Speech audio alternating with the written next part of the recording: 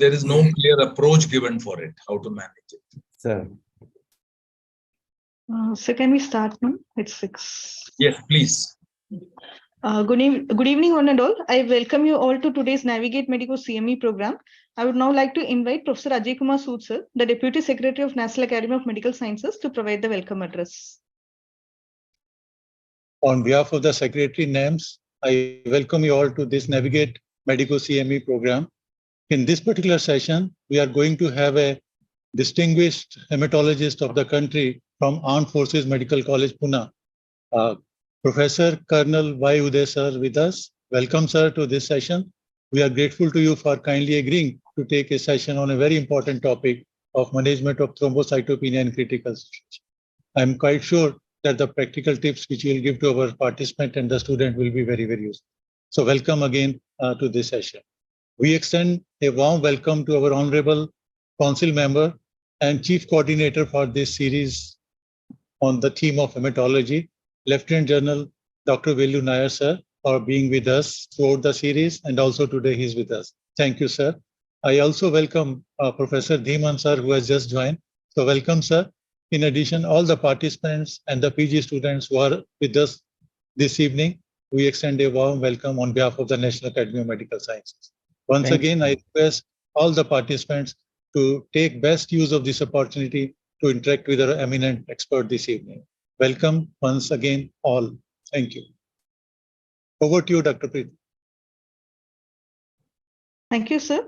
Now, I would like to introduce the Chief Coordinator for today's session, Lieutenant General Velu Nair, sir, who is the Group Head of Medical Services and Chief Consultant of Hematology and Bone Marrow Transplantation at Apollo CBCC, Ahmedabad. He is also the Chairman of Nuclear Accident Management Committee, Asia Pacific Blood and Marrow Transplantation, Chairman of Scientific Advisory Committee of National Institute of Virology, ICMR Pune, and National Institute of Immunohematology, ICMR Mumbai. Sir was formerly the Director General of Medical Services, Army. He had also been the Dean of AFMC Pune and Army College of Medical Sciences, New Delhi. He had been the President's Honorary Surgeon, President of the National Society of Hematology and Transfusion Medicine, President of the Delhi Society of Hematology. He has been awarded the highest peacetime award of the Armed Forces, Param Visistha Seva Medal for Distinguished Services. Also, he is the recipient of the Ati Visistha Seva Medal, Visistha Seva Medal twice, and 20 other awards of eminence, including Major General Amir Chand Award. He pioneered the setting up of the first Department of Clinical Hematology and Bone Marrow Transplantation in Army Hospital R&R, Delhi, and the 5 other centers in the Armed Forces. He is a leading hematology oncologist with over 30 years of experience in bone marrow transplantation and hematology, with significant experience in treating adult as well as pediatric patients with various blood cancers and other blood disorders. A teacher of eminence and avid researcher with over 25 years of teaching experience in medicine and hematology, who is a teacher and examiner for MBBS, MD and DNB medicine, DM clinical hematology, and PhD in various universities in the country. He was awarded the NBE Teacher Award for Excellence in Medical Education in 2014, and he has published more than 250 international and national journals, and he had been the editor-in-chief of 3 books and several chapters. It is an honor and privilege to have you here with us, sir. Over to you, sir, for introducing the topic for today's CME. Thank you, Dr. Preeti. As a matter of fact, I think today we have a very relevant and important topic.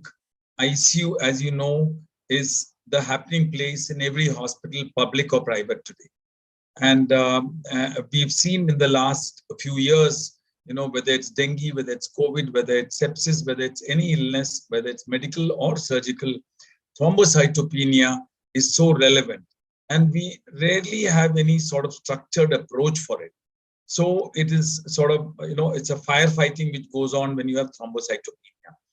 And the commonness of that has already been told, and it is actually exceedingly common. It's got multiple pathophysiologies, which I will let the speaker allude to, but it definitely indicates, severe organ derangement and a physiological decompensation, and rarely, if ever, a primary hematological disorder.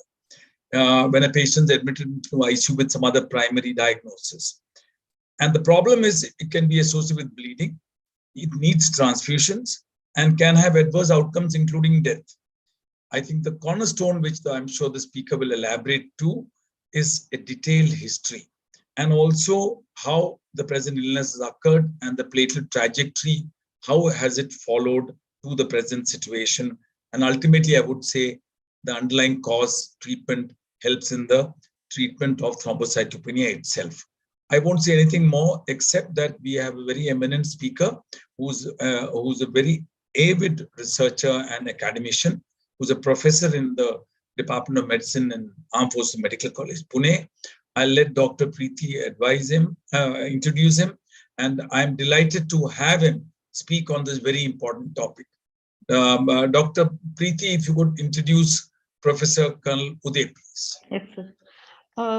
It is an honor and privilege to introduce the speaker for today's session, Colonel Uday sir, who is a professor of medicine and hematology at AFMC Pune. He has multiple awards and academic achievements to his credit, including the Colonel S.N. Prabhakar Gold Medal Award, the late Sri Sudhir Singhal Gold Medal Award, the Brigadier I.P. Balla Gold Medal Award, the Sam G.P. Moses Gold Medal Award, Chief of Army Staff Medal, as well as Rasi Memorial Medal. He had been the Pune University rank holder in forensic medicine, microbiology, as well as in ophthalmology. He has more than 175 publications to his credit. He has nearly 90 PubMed index articles, and he has a Hutch index of 12 and RG score of 37.35. He also has multiple research awards in the form of Chief of Naval Staff Award from AFMRC 2022. He had been awarded FICP in 2021, International Young Investigator Award in High Altitude Medicine in Italy, Bolzano in 2014, ESH Scholar in San Francisco, USA 2014, as well as in Brisbane, Australia 2016. He also has received the International Development and Education Award from ASCO Chicago in 2016, Dr. D.P. Basu Young Cardiology Award in 2018, E. Merck Award in 2019, Best NBE Young Achiever Award in 2021, Dr. J.C. Patel Award in 2021, and Best Oral Paper Awards in ISBMT Korea, Indian Myeloma Congress Mumbai, International Cancer Congress Delhi, as well as Hematocon Hyderabad. And he had been the examiner for MD Medicine, DNB Medicine, as well as DNB Hematology. Over to you, sir, for today's talk. Thank you. Firstly, I would like to thank National Academy of Medical Sciences, and more importantly, my mentor, General Nair, for giving me this opportunity for presenting this topic, a very relevant topic, as has already been elucidated. Can I share my slides, please? Yes, sir. Yeah, go ahead, Uday.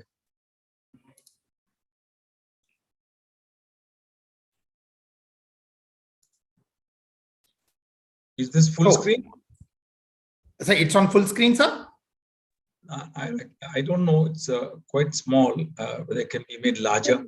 It is in the presenter's view, actually. Okay. Presenter's view. One second. Yeah. Is it visible now, sir? Yes. Full screen? Reasonable. Yeah. Sir, again, it is in the presenter's view. Okay, ma'am. 1 second, ma'am. I'll just get back.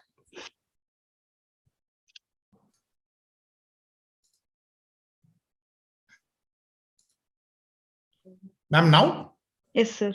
Okay. So good evening, one and all. Today we'll be taking a very important topic of thrombocytopenia in critical care settings. So before we start my lecture, I would like to thank my mentors. Without a good mentor, a student is no one. And I thank these two gentlemen, General Nair and Dr. Pankaj, for guiding my life through hematology. So thanks to both of them. So today, the topic that we are going to cover, we're going to cover it under the following headings: the platelets in critical care settings, the epidemiology of it, the causes and differential diagnosis, evaluation of a case of thrombocytopenia in critical care setting, and management of thrombocytopenia in critical care setting. Now, taking it further, the specific learning objectives, what we would like to want the various audience of different categories to learn is to categorize the multiple mechanisms that can contribute to this problem, to look at the trajectory of the patient's platelets and apply this information in establishing a diagnosis and informing the prognosis to the patients, communicate the recommendations to guide platelet transfusion to treat or prevent bleeding in thrombocytopenic ICU patients. So today's session is not going to be just a lecture, but would be more of an interactive session. And just to introduce you with the ground rules for this session, I would like all you people, all the audience, the PG residents in particular, to kindly log on to this. You use any search engine, use a mobile and just get on to polev.com/udaywai638. Why I want you to use the poll is we'll be getting your answers in a real-time scenario such that you participate actively in this, and which will allow us to bust the myths and to boost what is right. The class or the topic will be modulated based on the answers that you give. So depending upon what type of answers you give, the subsequent slides are going to be according to that.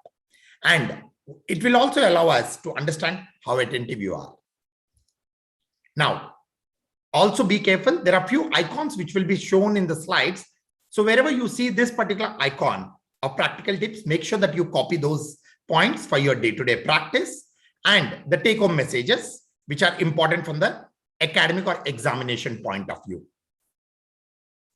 So let's just start with the poll. So the first question would be,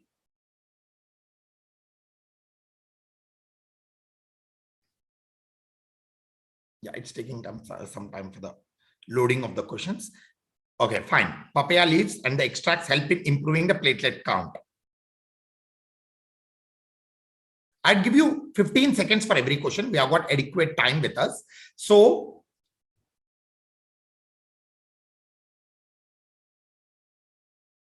fine. So 25% of you people feel that it has a role, a scientific role, 33% in improving the platelet counts, and 67% feel that it has got no benefit. Okay, fine. Good. Now let's look at the next question. Goat milk and kiwi fruits help in improving the platelet counts.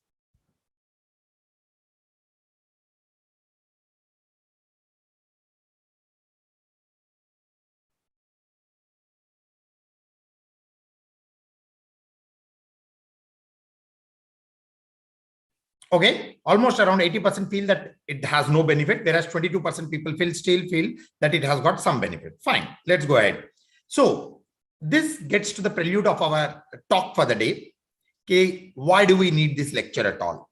So it's a very common problem for the general practitioner, irrespective of what specialty you belong to, but it does matter as far as the treating these individuals is concerned, because whether you are from surgery, you are from whichever specialty you are from. So it does make a huge difference in understanding that what are we, how are we supposed to manage these particular individuals. So that is the first most important relevant aspect.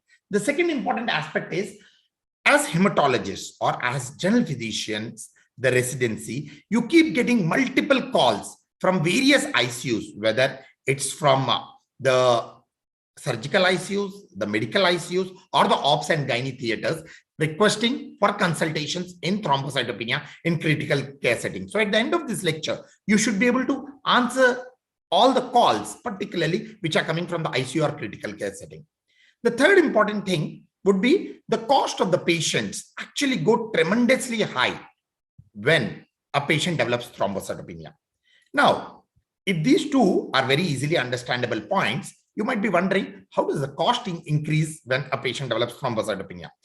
So thrombocytopenia, which we are going to discuss in the further slides, would be a very important prognostic factor for patients in critical care settings for different reasons. So any patient who has a falling platelet count means that the patient requires aggressive management, and aggressive management automatically gets converted into cost.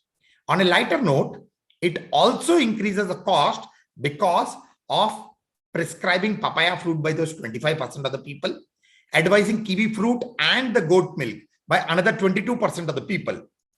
And it has been well documented in the various newspapers. Come the dengue season, then the goats and the goat milk prices goes up, and the cost of the kiwi fruit touches roof high. And in fact, my HOD from PG, I used to say that after looking at this newspaper article, the guys have to sell off their cars and the kiwi fruit vendors would buy these expensive cars by the end of the dengue season. So that much would be the impact of the various myths that are there in the society. Now let's look at the scientific basis of it rather than just commenting on it. Now, if you look at these articles, you put it in Google, you'll find that papaya leaves or extracts from papaya has got a role in dengue and platelets because of the various mechanisms that they have come upon with. The most important mechanism that they harp upon is increased CD110 or CMPL receptors in the cells. And these receptors, by downstream regulation, increases the platelet production in the body. So they act as a thrombopoietin receptor agonist, is what the various articles claim. But now, if we look at it scientifically, I'm not saying that they don't benefit, but what I would say is evidence as on date is not adequate enough to start prescribing these particular compounds or these particular drugs in a day-to-day practice. Now, this is a summary of the systematic analysis or the meta-analysis, systematic review and the meta-analysis, which clearly shows that current evidence is insufficient to comment on the role of the CP's Carica papaya extract in dengue or in patients with thrombocytopenia. The clinical trials which have shown some results do not qualify to be good trials. They are quasi-experimental, and we require good randomized control trials to study the benefit of the same. So we would leave it at that point, saying that the evidence on today's date is limited. Now, the next part is a safety. It's fine that it might not benefit, but take care. You can always say, "Longo kha lene do," at least it's not doing any harm. So if we look at the safety of the papaya leaves, this is a scoping review of the disadvantages or the harms to the human beings. And it clearly summarizes saying that anything beyond 5 days of therapy can have deleterious effects on the liver, number one. Number two, it also talks about its interaction with multiple drugs like metformin, glimepiride, digoxin, all antibiotics that we prescribe in an ICU setting in pregnancy. So a patient who is in the critical care setting or in an ICU setting, a drug which has got huge herb-drug interactions need to be considered really doubtful while prescribing those things. So just to summarize the role of Carica papaya on today's date, we do not have enough scientific evidence, and the side effects or the harmful effects actually overween or supervene the benefits of the same. Next, coming to the topic of the day, platelets. These are those platelets. On one side, you see a big brother red blood cell, and on the other side, you see a beautiful white blood cell. A small, thin guy sitting in between is a platelet. His question is, am I important? Do I deserve a lecture at all?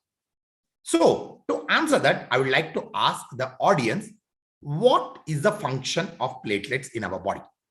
You can just type it out, whatever is your answer. What do you feel is the function of platelet?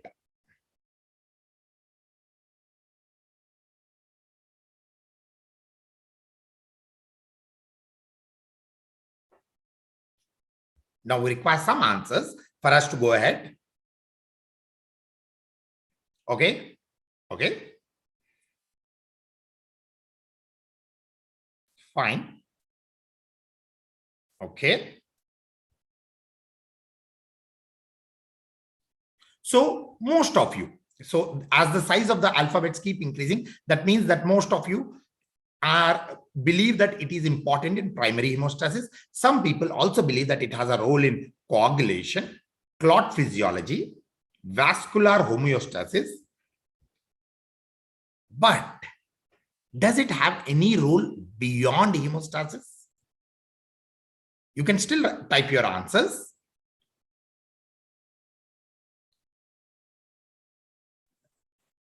Bleeding is still part of the hemostasis.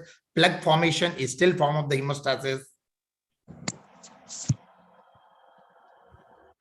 Okay, fine. So you are giving different nomenclatures for the same coagulation, primary and secondary hemostasis. So let's go ahead. Now, how important is it? Other than hemostasis and thrombosis, which most of you have answered, it has got a role in multiple other places.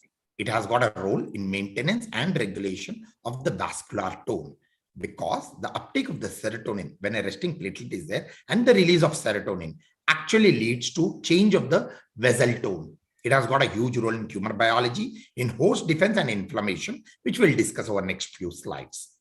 So these are the various important aspects of a platelet function. Primary hemostasis, endothelial function. So everybody of you have answered this, so we'll skip this part of it. Okay, what is the role of it in a primary hemostasis? I'm sure that you all understand that. But now let's come to the endothelial function.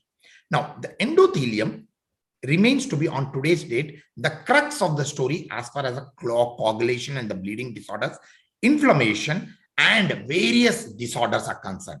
You talk from cardiology to hepatology to gastroenterology, wherever, whatever subspecialty you talk about, the integrity of endothelium is extremely important. And an inflamed endothelium or a damaged endothelium can actually bifurcate and ramify into multiple disorders. To maintain the integrity of the endothelium, platelets play a very, very crucial role. The next important aspect is inflammation. Now, a healthy endothelium leads to no sticking of the platelets. But if the endothelium is inflamed or endothelium is damaged, it leads to release of various cell adhesion molecule proteins, which are known as BCAMs and ICAMs, some receptors such as P-selectins, and they lead to attraction of the platelets. Platelets are the first molecules which go and tether to these inflamed or damaged endothelium. And it leads to a cascading effect of leading to the crosstalk between the platelet and the endothelium, leads to the complete inflammatory cascade that we talked about. And that can end up from atherosclerosis to inflammation to DIC to various other things, which we'll see further. The next important aspect is host defense. Now, generally, we all understand for immunity, we have a cell-mediated and a humoral immunity. Cell-mediated by various lymphocytes, wherein they lead to production of antibodies and gulping away the foreign agents.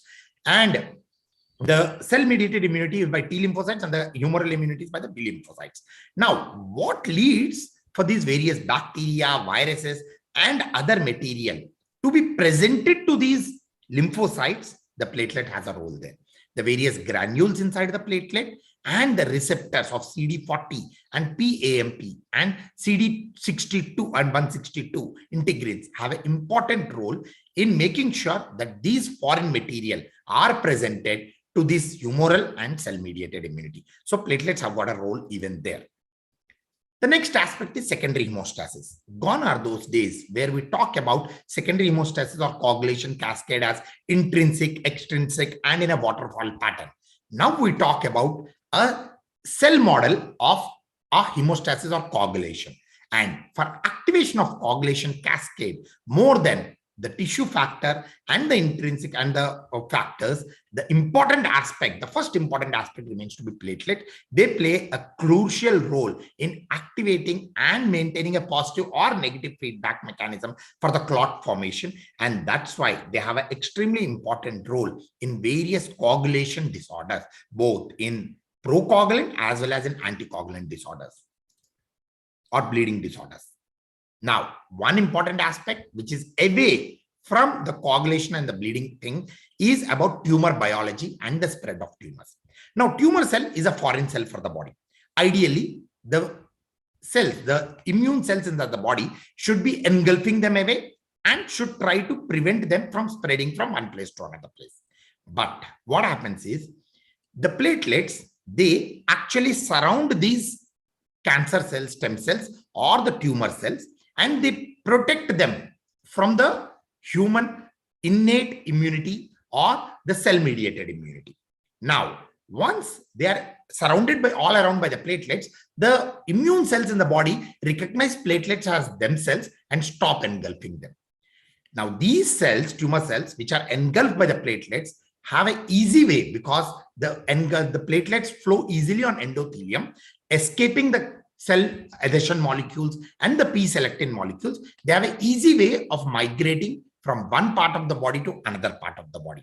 And this migration actually is the bottom part of the metastasis of all the solid cancers. And why do the people have selective areas of metastasis? Somebody metastasizes from a lung carcinoma to a liver, some to the brain. Why? it all depends upon where the endothelium is damaged.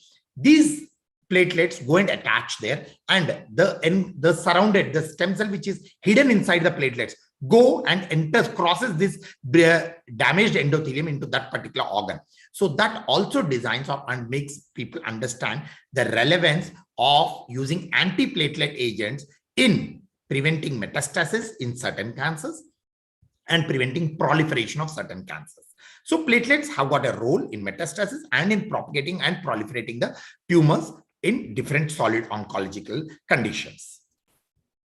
So to summarize, by understanding all these aspects, the question was, am I important? Answer is yes, I am important. So platelet has a huge role in different things other than hemostasis itself. Now coming to platelets in ICU or critical care settings. As we have just discussed, platelets can lead to activation of neutrophils, macrophages. It can lead to activation of dendritic cells. Now, by activating all these things, it can fight the various organisms or the stimuli of sepsis and can curb the sepsis. At the same time, unabated mechanism or unprevented and unstoppable overexcitation of these inflammatory cells can also be counterproductive in certain people and can lead to inflammatory syndromes, which over a period of time can actually kill an individual. So a fine balance between the benefits and the harm of activation of these inflammatory cascades by platelets has a very crucial role in critical care settings. So the consequences of platelet activation in critical care settings can be beneficial in the form of wound healing and vascular remodeling. It can lead to enhanced integrity of endothelial membranes. It can lead to reduction in vascular permeability and third space losses. And it can lead to mediation of inflammatory process and boosting the host defense. At the same time, the overactivation can lead to propagation of inflammatory and coagulation cascades, leading to DIC or a multi-organ dysfunction syndrome because of unabated inflammatory cycle, or it can lead to impairment of microcirculatory flow because of multiple thrombi which are formed because of overactivation of the coagulation cascade, leading to tissue oxygenation defects and tissue blood supply defects, leading to multi-organ failure. So it can lead to both benefits as well as harm depending upon how much are the platelets activated. So the take-home message number one, after what all we have discussed till now, platelets are very versatile. They have a role beyond hemostasis. It is not limited to hemostasis, and it has got a primary role nowadays. What is spoken about is in inflammation, particularly when we are talking about a topic of platelets in critical care setting. Now, the platelet dysfunction can lead to multiple comorbidities. At the same time, vice versa is also true. Multiple comorbidities can lead to platelet abnormalities. So either ways, you can have a comorbidity leading to thrombocytopenia and platelet dysfunction, or platelet number abnormalities leading to comorbidities. So both ways true. So this was the first part of the story. Now let's look after this, what is the epidemiology of thrombocytopenia and critical care settings? So we'll ask you two basic questions before we go ahead with the lecture again. So the first question would be, what is the definition of thrombocytopenia as far as the critical care settings is concerned?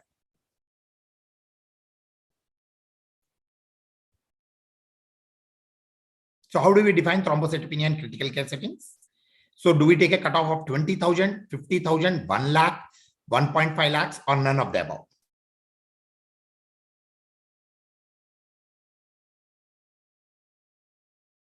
So we have received only one answer, two answers, three answers, 7. Okay.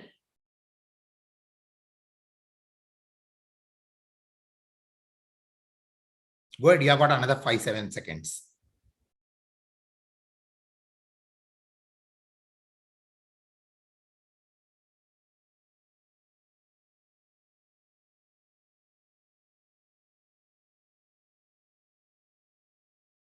Okay, so almost 50% people feel it's less than 1 lakh, less than 50,000 and less than 20,000, another 25% each. Okay, let's go to the next question. So what percentage of people actually present to the ICU with a thrombocytopenia?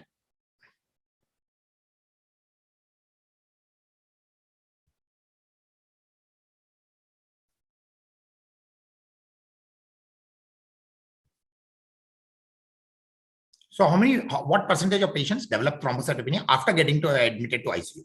So basically, when you are doing your ICU tenures or critical care tenures, how frequently do you find it? That's the other way of asking the question. How frequently do you find thrombocytopenia in these individuals?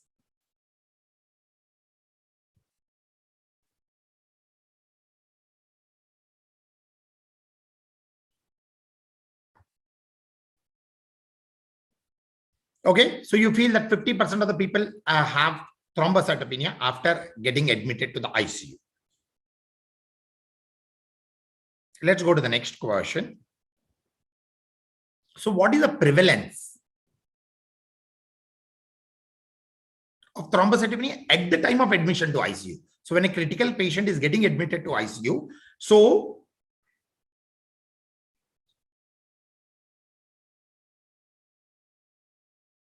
the previous question was how many develop after getting admitted to ICU. Now we are asking how many people will have thrombocytopenia when they get admitted to ICU.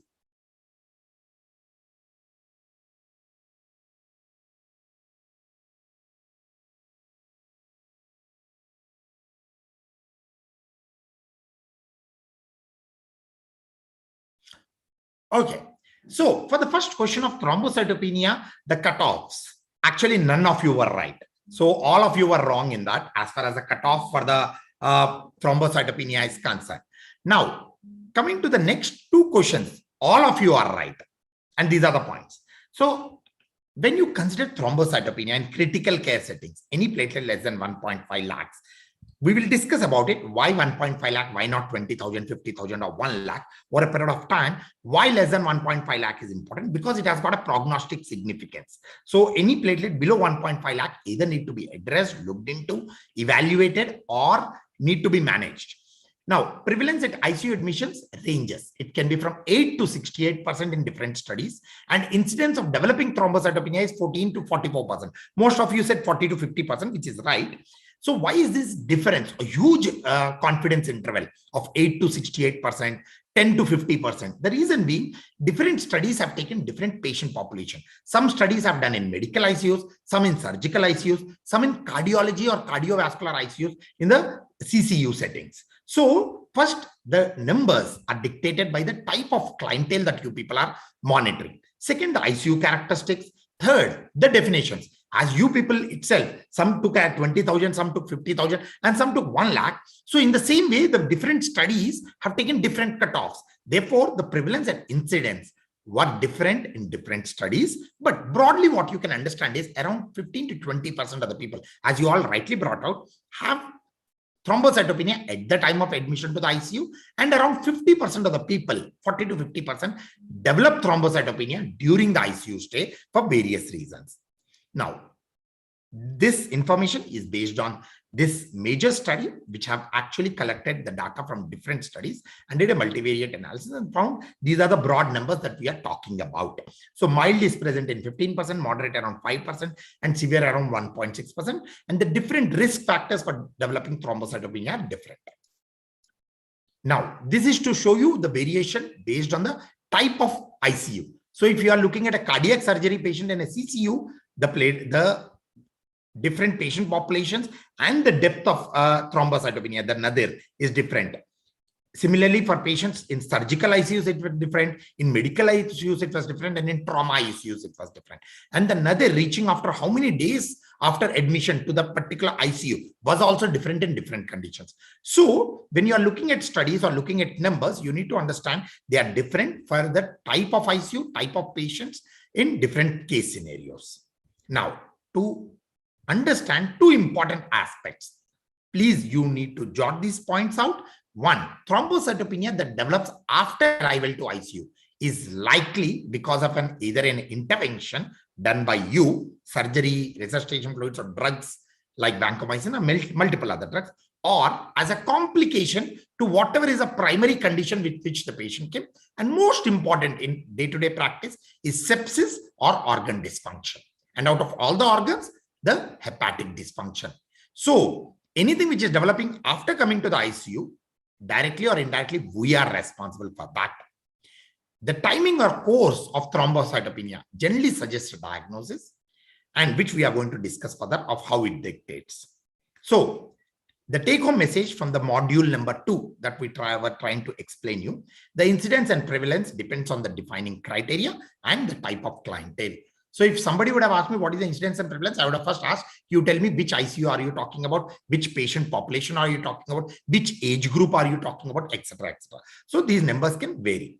Now, after this second module, the third important module we are going to discuss about is the causes of thrombocytopenia in critical care setting. So what are the different causes which can lead to, or etiologies which can lead to thrombocytopenia?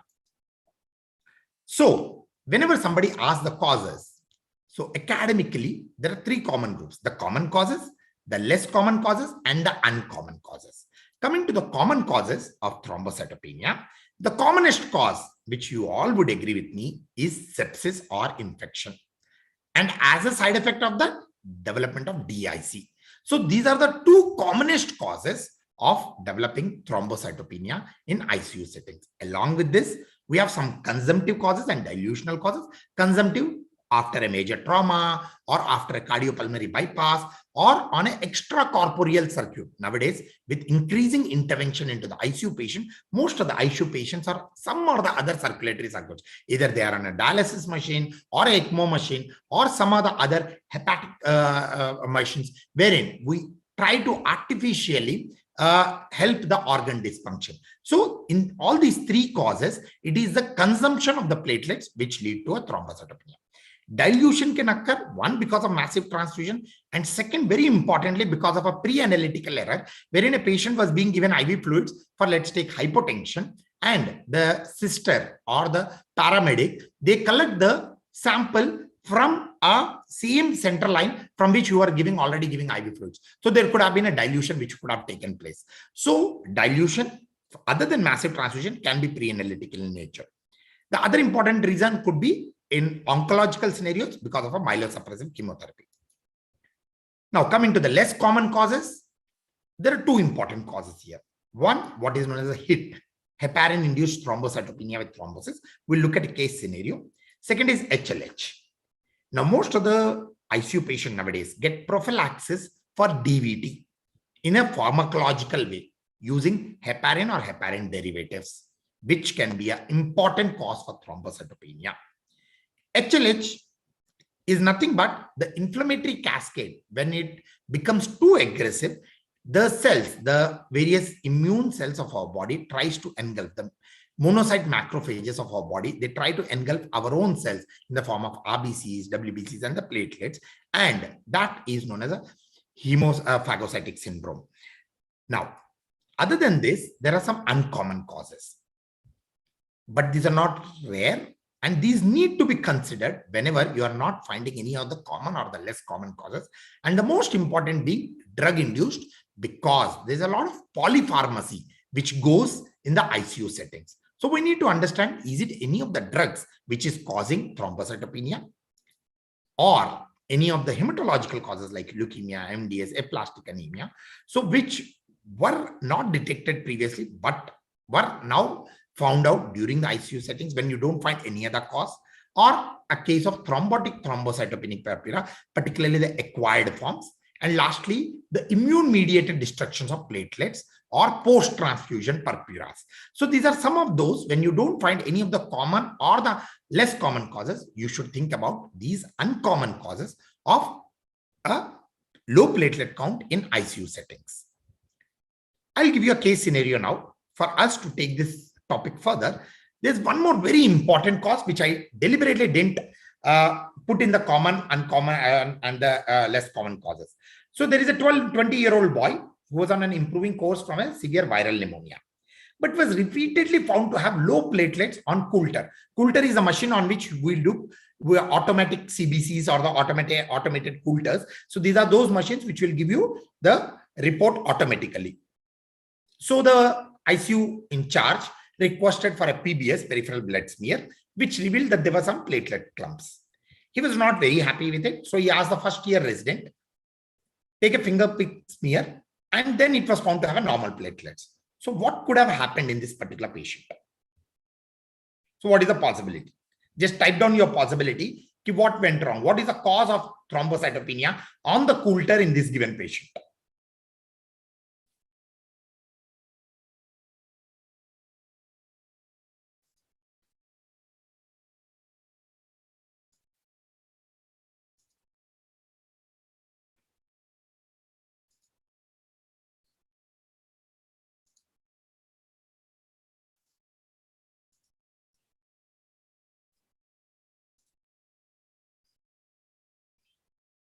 Now I'm yet to get an answer.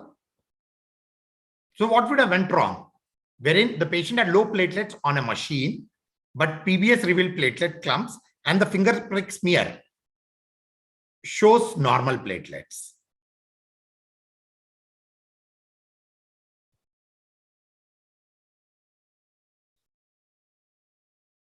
Okay, I'll tell you the answer. And this happens to be actually the commonest cause of thrombocytopenia in ICU settings. And this is known as pseudothrombocytopenia. So what happens is when we use the word pseudothrombocytopenia, there are different causes. Most of the times it is because of the sample we collect it in an EDTA vacutainer. And this EDTA goes, and as shown in the figure here, insert here, that it goes and gets attached to the GP2B3A molecules on the platelets. And this combination of EDTA along with this receptor leads to an immune response. And that leads to a clumping or aggregation, activation of the platelets and further leading to clumping. Now, this leads to platelet clumps on peripheral blood smear.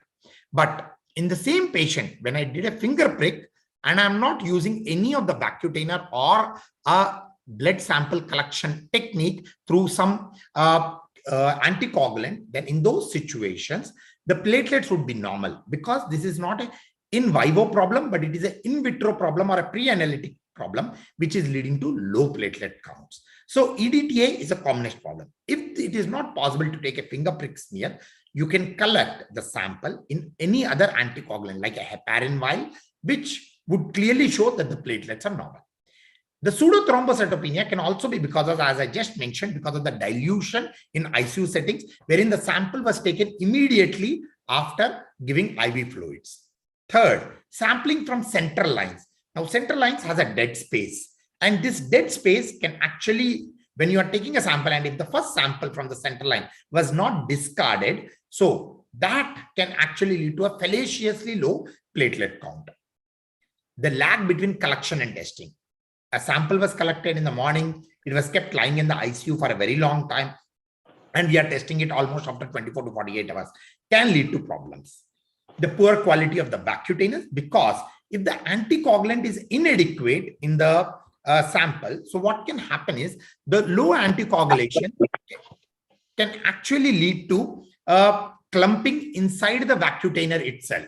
So nowadays, with the vacutainers coming from different companies, what can happen is you can have a low quality vacutainers with low anticoagulation because of the poor QC of these vacutainers, and that can lead to a false or a fallacious or a pseudothrombocytopenia. The last, which is very important in CCU settings, is apixaban antibodies. Apixaban is a antiplatelet monoclonal antibody, which is given in cardiology settings to prevent instant restenosis or to keep the stent patent or post PCIs. Now, it's an antibody which is acting against the platelets. So you can have a fallaciously low platelets, which was because of the drug that you gave to these individuals. So that can also lead to a low platelet count. So these are the various reasons of having a pseudothrombocytopenia in ICU settings. So before jumping on to any of the causes which are pathological or organic in nature, we should first rule out all these causes which can be pre-analytical in nature and can lead to a problem.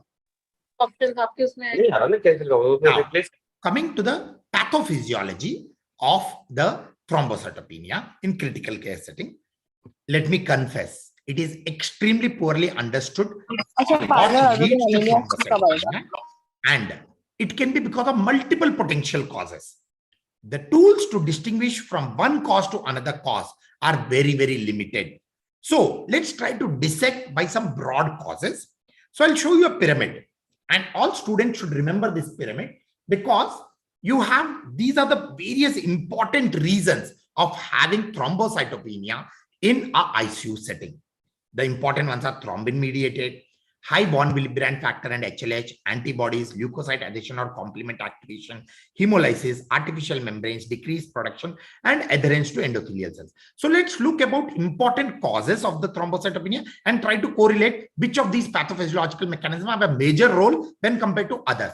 But remember, in critical care setting, all these factors have a role. But in certain conditions, few of these have a higher role when compared to others.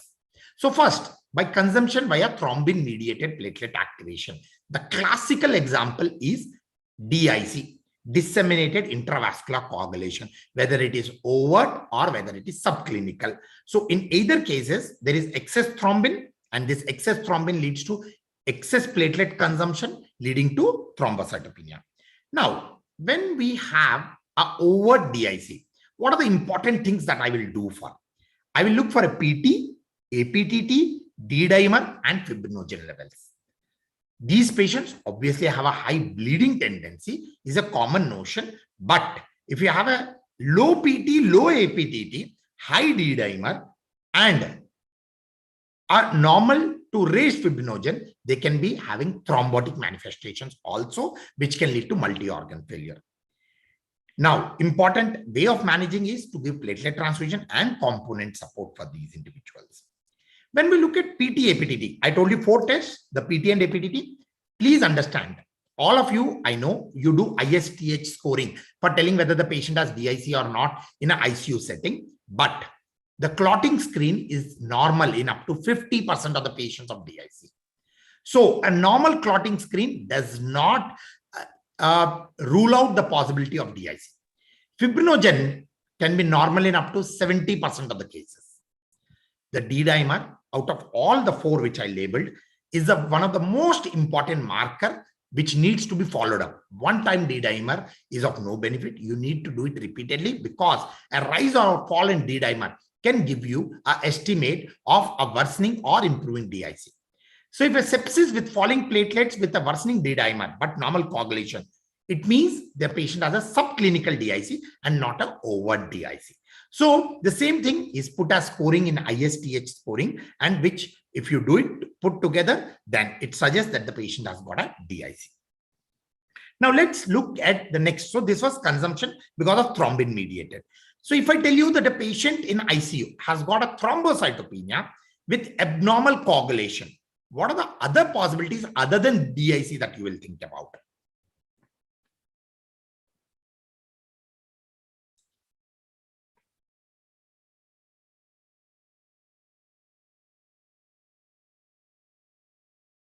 So thrombocytopenia with either a prolonged PT or APTT. So what should be the consideration? DIC is the first possibility as we just discussed. But other than DIC, if at all, if I tell you that this patient doesn't have DIC or there was no sepsis, okay, drug induced, anything else? Acceptable. A patient on heparin can have a abnormal PT or a abnormal APTT and you can have a problem. Very good. Hepatic dysfunction, anything else? Okay, liver induced. Sepsis. HIT, very good. TTP, please remember. Now, whoever answered the last part, just now, TTP. TTP is ruled out when you have a abnormal coagulation. You need to have a normal coagulation for having a TTP. So abnormal coagulation rules it out. Good. Now, I am slightly wondering that few of you have written liver dysfunction and few of you are writing liver abnormalities or the liver disorder. Are they exactly the same? Let's take if I tell you that the patient has got raised AST and ALT and he has got thrombocytopenia. Can I call it as a liver dysfunction or hepatic cause for the thrombocytopenia? So let's look at it. So if a patient comes to you with thrombocytopenia with abnormal coagulation profile, other than DIC, please think of liver dysfunction. A mere raise in AST and ALT does not indicate liver dysfunction. And how do you differentiate DIC versus liver dysfunction? You can do factor 8 levels, because factor 8 is one of those factors which is also produced by endothelium other than the liver. Most of the other factors that you have are produced by the liver. So if a patient has got a normal or a raised level of factor 8, it goes in favor of a liver dysfunction. If a patient has got low factor 8 along with other low factors, then it goes in favor of DIC. So that can be a way to differentiate both of them. Now, let's look at thrombocytopenia with thrombosis. Till now, we were talking about thrombocytopenia with abnormal coagulation or bleeding manifestation, a raised PT, APTD. Now I'm talking about thrombocytopenia with thrombosis in critical care settings. So what are the possibilities now you will think about? A patient has got a thrombosis. It could be a venous or an arterial thrombosis, and which is, you have an imaging proof for the same, and the patient has got low platelet counts. Okay, very good. Sepsis, okay. TTP, okay. Other than TTP?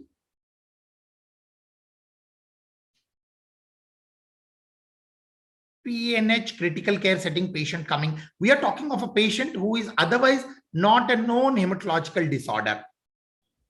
So patient of any specialty, surgical, gynae, trauma, whatever it is, he is lying in the ICU and he has developed now low platelet count along with thrombosis. DIC, very good. Somebody has written that, but only one person has written DIC. I'm not very happy about it, but yes. Okay, now with me saying it, now one more person has added DIC. So DIC is very important. Please remember, DIC can come with thrombosis and thrombocytopenia. Any other causes other than this? Fine, let's go ahead. So when you come across a patient in critical care setting with thrombocytopenia and thrombosis, please think of DIC. So even those people who have answered sepsis, consider sepsis leading to DIC. Shock liver because of the severe protein C depletion. So this could occur because of sudden cutoff of a sudden hypotension, sudden fall in BP, post major surgeries, post severe trauma. So a liver can go into a shock state, and the first protein which falls down is protein C. So a shock liver can lead to a protein C depletion. It's one of the very important causes for thrombocytopenia and thrombosis in surgical settings. Most of the time, the physicians don't see such situation, but the surgeons see it very commonly. Catastrophic APLA syndrome can come with thrombocytopenia with thrombosis. HIT, malignancies. How do you know that a patient with in the ICU does not have a CUPS? So unknown primary, a carcinoma with unknown primary. So malignancies can lead to thrombocytopenia or thrombosis, and TTP obviously. Okay, now let's look at, now we have discussed about thrombocytopenia with increased coagulation parameters. We have discussed thrombocytopenia with thrombosis. Now I give you a third scenario wherein a patient has got thrombocytopenia, but along with it, the other two cell lines are also affected. He has got concurrently leukopenia also, and also he has got anemia. So the different causes that we would think in such situation would be immune mediated, splenic sequestration, hemophagocytosis, and hyperproliferation of bone marrow suppression. Now, all these things can occur because of sepsis, because of any inflammatory condition. So how do you evaluate such people? First, look at the liver and the spleen. Does the patient have got hepatosplenomegaly or not? Second, do a DCT and ICT. That will tell you about the immune mediated mechanisms. So what we call as Evans syndrome, wherein anemia with thrombocytopenia. Third, if at all, if you don't find any immune mechanisms, no problem with liver spleen, then go ahead and do a bone marrow to look at a bone marrow suppression. It can occur not only because of the various microorganisms or the sepsis, but it can also occur in an ICU setting because of the different drugs that we use in ICU settings. So that can also lead to bone marrow suppression. So how do we manage? If you suspect immune mediated or HLH, which is commonly seen in the bone marrow examination, or you finding high ferritin, high triglycerides, high liver enzymes, then in such patients, IVIG or steroids may help. If you find hyperproliferation, so the cutoff for platelet transfusion is 20,000 for those patients without bleeding manifestations, or 50,000 those patients with a bleeding tendency. Now, there is a difference between manifestation and a tendency. Okay. So now the other thing that we talk about is artificial membranes. Artificial membranes can lead to low platelets. 75% of the patients who are undergoing dialysis develop thrombocytopenia. 85% of the patients on cardiac assist device develop thrombocytopenia, and 100% of the patients who are on ECMO develop thrombocytopenia. And the causes could be multiple. It could be immune destruction, the comorbid conditions, secondary to the heparin, which is given along with these circuits to make sure that the blood is in a fluid form, and the membranes which are used in this various circuit. So all of them can lead to thrombocytopenia. How to prevent it?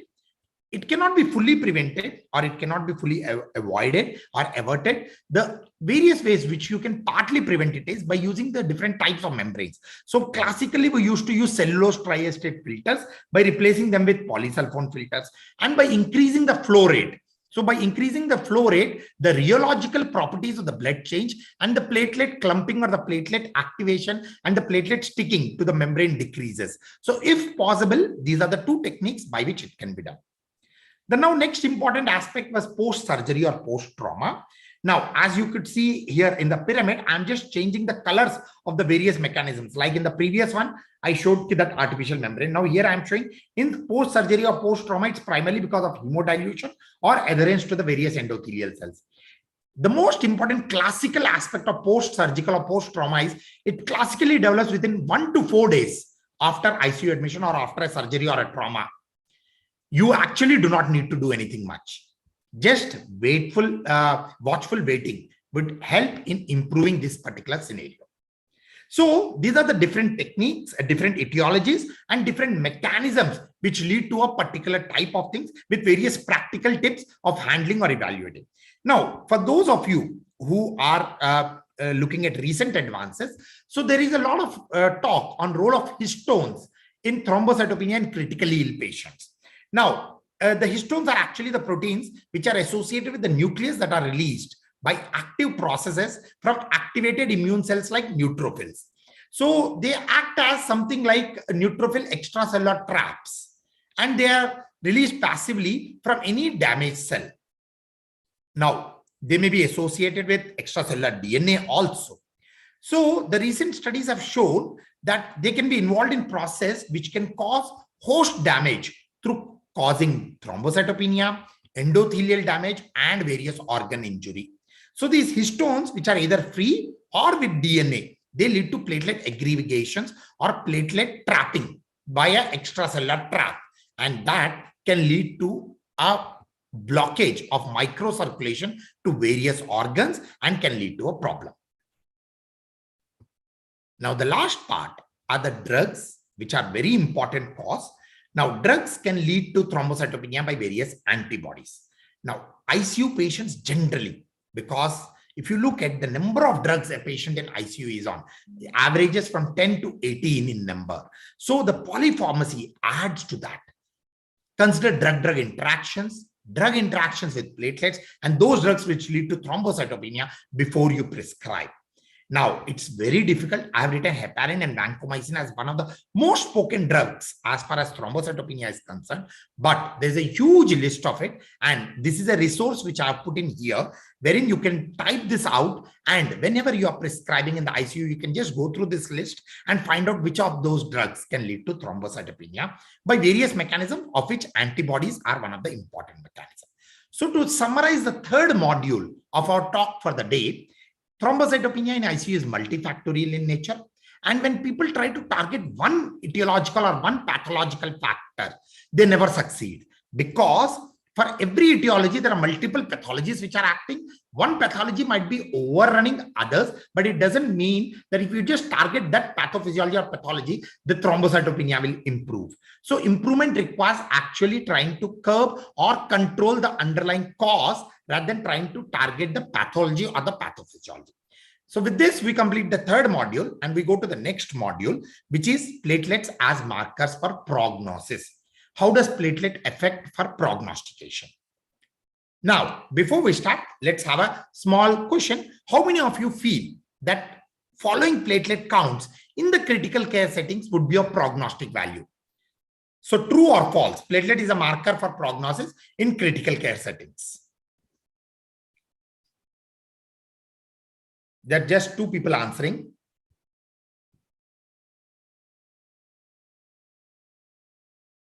Okay, 7,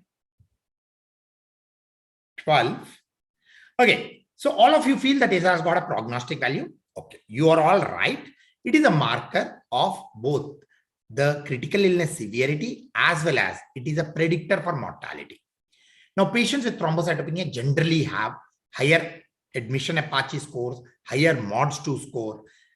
They have a higher mortality within the same Apache 2 score. So if you have got 2 patients who have got same Apache scoring, the one with a lower platelet has got a higher mortality than one who has got a higher platelet count.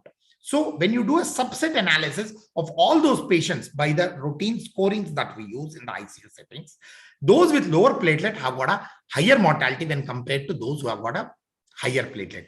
But please remember, this does not mean you artificially increase the platelet numbers to improve the mortality. What we are talking about is about uninterrupted, unintervened platelet counts in an ICU setting to predict a mortality. You should not take home the message saying that because low platelet numbers are a predictor for a higher mortality, so I start transfusing patients 3 times in a day. That's not the message. Now, why does it have it? So these are the various studies to show that thrombocytopenia and critically in patients receiving thromboprophylaxis, depending upon different platelet counts, have got different things. Now, when we first said that a platelet count less than 1.5 lakhs should be considered as a cutoff, this is the reason.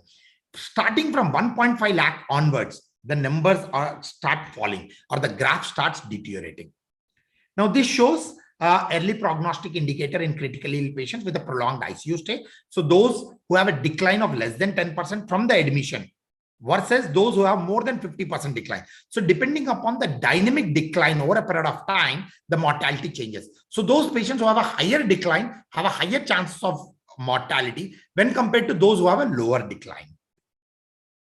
Now, time course of platelet count in the critically ill patients also has got a meaning as far as the mortality is concerned. For those patients for whom the platelets recover early versus for those in whom the platelets recover later, the patients who have got early recovery has a better outcomes when compared to those who have got a delayed recovery. Now, this is all semantics as far as I am concerned, because whatever I showed you in all the 4 graphs, they are actually related to each other. And because platelet is an acute phase reactant, so obviously a platelet quick recovery means that the inflammatory cascade is falling down. A delayed recovery means that the inflammation in the body is still persisting. So it can be concluded by saying it's a good prognostic indicator and a cheap and easy way to use to understand whether the patient is improving or not. But under no circumstances are we talking about using low platelet counts for improving mortality by transfusing these patients. Now, this was the end of 4th module. Now coming to the 5th module. How do I approach after listening to all this theory part of it? Finally, when a patient comes to me, how am I supposed to manage that patient or approach that thrombocytopenia to come to a conclusion in a critical care setting? So we do it in a classical module known as past, present, future. So when Velu sir spoke about the relevance of history, the most important aspect for a clinician or an MD medicine resident is what is the history? So there are few questions which needs to be asked. First of all, what is the context of patient's ICU admission? Why is he in my ICU? Is there evidence of any pre-existing illness which can explain thrombocytopenia? He's a known case of ITP, he's a known case of aplastic anemia, he's a known case of leukemia, or he's a known case of SLE. One part of the story. Second, was the patient already on some drugs which led to thrombocytopenia? The third part, could the ICU admission have been precipitated by a catastrophic illness in otherwise a hematological patient? The last part, was there a major trauma or a surgery or any event which could have led to a consumption of platelets or a dilution of platelets? By looking at these, actually you'll be able to answer 50 to 60% of the patient why the platelets are low when a patient is in the ICU setting. I'll just give you a few important clues. When a platelet count is less than 1 lakh, first step, as we discussed, exclude the laboratory artifacts or pseudothrombocytopenia. Second, if there is an acute drop more than 50% in the last 24 to 48 hours, you have got important clues of drug-induced ITP or heparin-induced thrombocytopenia with thrombosis. Third, if a patient has got surgery which has occurred in the last 3 days, you can directly attribute it to the post-operative cause until unless overtly the patient has got something else, like surgery in last 3 days, but also the patient has got a severe sepsis, then sepsis with surgery. But in the absence of any other overt cause, a surgery in the last 3 days can be important cause for a fall in platelet count. Whenever you have a clear evidence of sepsis in the form of a culture positivity or something else, so then you can label it as a patient of sepsis associated thrombocytopenia. If a patient has got an abnormal PTA, PTT, as we already discussed, sepsis, DIC, liver diseases. If the patient has got blood contact with devices, like we are talking about artificial membranes, dialysis, cardiac assist device, and ECMO related, please consider those. When a patient, the blood film shows microangiopathy, that means it is showing some broken RBCs, it is showing some teardrop cells, some features of hemolysis in the thing, along with some cystocytes. So consider thrombotic microangiopathy. Now, if there's large amount of fluids which have been given to the patient for fluid resuscitation, hemodilution is very important. If there was a recent extensive thrombosis which has occurred, massive pulmonary embolism, a patient has got thrombosis which is extending from both feet into the IVC, a clot thrombocytopenia can be a cause. And a recent blood transfusion can lead to post-transfusion purpura, which is also written on the top in the second cause where I wrote PTP. PTP is post-transfusion purpura. So acute drop in 50% in 24 hours after a blood transfusion. Consider a post-transfusion purpura. So these are the important clues which you can get based on history or based on asking the relatives about various things. Now, based on this, let me give you a case scenario or a conceptual thing. That, do you think the way the platelets trajectory goes, can you diagnose the cause of a patient? Okay. I'll give you another 10 seconds.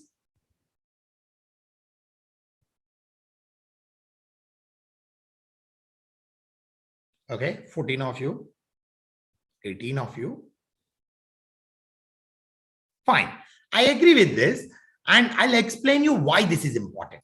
So platelet trajectory. So when we talk of past, present, future, in the present, when you are standing in the ICU at that particular point of time, for you to just look at the way, all of us have our ICU charts, all of us daily write down our investigations in the ICU. So just by plotting the platelets, the way they have been. So there are 4 or 5 scenarios. Trajectory number 1, patient came to you with low platelets and the platelets remain to be low. Such a scenario occurs when there is a pre-existing condition or there is a marrow failure or a hypersplenism. So the investigations include look at the spleen size for hypersplenism, review the peripheral blood smear and the bone marrow examination to look at marrow failure or a pre-existing condition. Now, the second trajectory could be the patient came to your ICU at admission with a good platelet count. He had more than 1.5 lakh, but within 1 to 2 days after coming to the ICU, the platelets fell down. They went down to 30, 40,000, whatever number. And they started recovering very fast again within the next 24 to 48 hours. And in the next 48 hours, the patient has got near normal platelet count. This generally means that the patient has either because of a trauma, surgery, massive transfusions because of PTP or cardiopulmonary bypass in cardiac ICUs. So this type of trend occurs generally in surgical ICUs or in cardiac ICUs. The most important take-home message from here is you just don't need to do anything when a major surgery or a cardiopulmonary bypass or massive transfusions are taken place, because you know that it is going to recover fast on its own. Now you have a third trajectory wherein patient came to you with normal platelets or above 1.5 lakh. They gradually fell down and the recovery is also taking some time.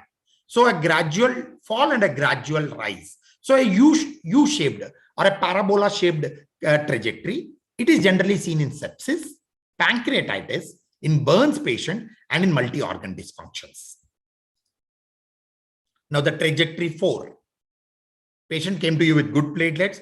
He had a near normal platelets for the first 3 to 4 days. And then patient had a fall and it's not rising. And they are still low. It basically occurs in drug-induced as one of the commonest cause. And please consider after 4 to 5 days, if a patient is started having a thrombocytopenia, HIT or any other drugs which are leading to it. Trajectory 5. It falls in the first few days itself. The difference between this trajectory is it was normal for the first 4 to 5 days, whereas here it has started falling from first few days, but it is only low thereafter. So this occurs in patients with multi-organ failure, secondary to sepsis, DIC, or shock. It is not clear to what extent that the thrombocytopenia contributes to the poor outcomes, but most of these patients who have a gradual fall and non-rising platelet count have an extremely poor outcome or a poor prognosis. And the mortality in such patients or in this trajectory 5 is beyond 90%. So it's one of the worst conditions to look at. Now, for students, please understand, when you look at these trajectories, if you look at it in cross section, if I'm looking only at day 1, day 2, and day 3 and trying to make out, okay, this patient only had a fall, without understanding what is happening in 5, 6, 7 days, you might go for a wrong opinion or a wrong diagnosis. So it is important that these trajectories have to be at least taken for 7 to 8 days of an ICU stay for understanding the pattern. You should not try to interpret anything before the first 6 to 7 days. This is for those patients who have an ICU stay beyond 7 days. Now, other than the platelet trajectory, the severity of thrombocytopenia is also very important. If you have a platelets going below 20,000, the number of differentials are very limited. Either it is a profound marrow failure, either because of drugs, chemotherapy, leukemias, etc., etc. But when you say profound marrow failure, you will also see that the white cell line or the neutrophils and the red cell line, that is a reticulocyte count, will also be profoundly suppressed. Other than hematological causes and chemotherapy, even many of the drugs that we give nowadays, polypharmacy, can lead to marrow failure. Thirdly, a patient who is in the ICU for 6 weeks, 7 weeks, 8 weeks, a nutrient deficiency, because the ICU patients who are there for a prolonged duration generally have a neglected nutrition. So a lack of micronutrients can also lead to marrow failure. And you would not classically see segmented neutrophils in these patients because of intramedullary hemolysis occurring. So in most of the good ICUs, they have a protocol of giving vitamin B12, vitamin K, and magnesium sulfate once in a week or twice in a week to make sure that the micronutrient deficiency doesn't occur. Now, less than 20,000, the second cause could be overt DIC, which can be proven, as we already discussed, by a strongly positive D-dimer. Third, antibody mediated, which could be because of drug immune mediation, post-transfusion papyrus, or immune thrombocytopenic papyrus. Lastly, hemophagocytic syndrome should be considered when you are having a falling count, and particularly when the sepsis is florid. So ferritin would be profoundly elevated with a simultaneous rise in triglycerides and liver enzyme rise. Now, there is something known as a familial HLH or a familial hemophagocytic syndrome, wherein the liver enzymes will not be raised. But when we talk of critical care setting, if a patient have got normal liver enzymes, despite of high ferritin, the HLH would not be a possibility. So the revised HLH criteria for acquired HLH brings the liver enzyme numbers as one of the very important criteria for labeling a patient as HLH, because otherwise you would be doing unnecessary marrows. But if the clinical suspicion is high, so rather than looking for these peripheral markers, it's always good to do a bone marrow and to prove it beyond doubt. Now, the third part in the present condition is to look for thrombosis. So occurrence of thrombosis in a patient with thrombocytopenia is a paradox. So you don't expect a patient with low platelet count to have a clot. But when you have it, please consider HIT, DIC, APLA or CAPS, ischemic liver injury, venous gangrenes, and TTPs. Now let's look at two case scenarios which are closely associated to each other. Now there's a 60-year-old lady who underwent a total hip replacement. She developed immediate post-op sepsis. and thrombocytopenia. So everybody said that this thrombocytopenia could be sepsis related. But the critical care physicians and you people managed her very well with antibiotics, and our overall sepsis profile has started improving. But the platelets have started falling despite improvement in sepsis profile with the development of thrombosis. And this fall in platelet count has been classically after 5th to 6th day. What is the possibility in this given patient?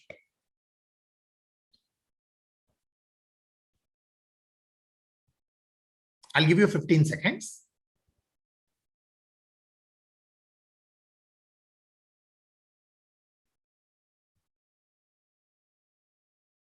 We require some answers.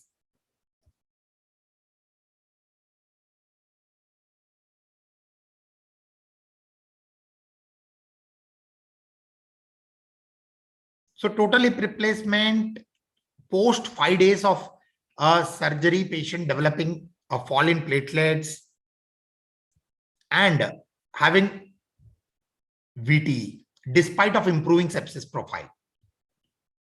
So patient has thrombosis with thrombocytopenia, and that too after 5 days if you look at the trajectory. No answers? Okay, I'll go ahead with a point. So this is a classical case of HIT. So the patient has got something known as a heparin-induced thrombocytopenia, which is there was an exposure to heparin. This has led to a formation of an antibody complex, and this antibody complex has led to a platelet activation. And this platelet activation, because of the consumption, had led to thrombocytopenia. But because of this platelet activation, there are thrombi which have started forming, and this thrombus can be either arterial or venous.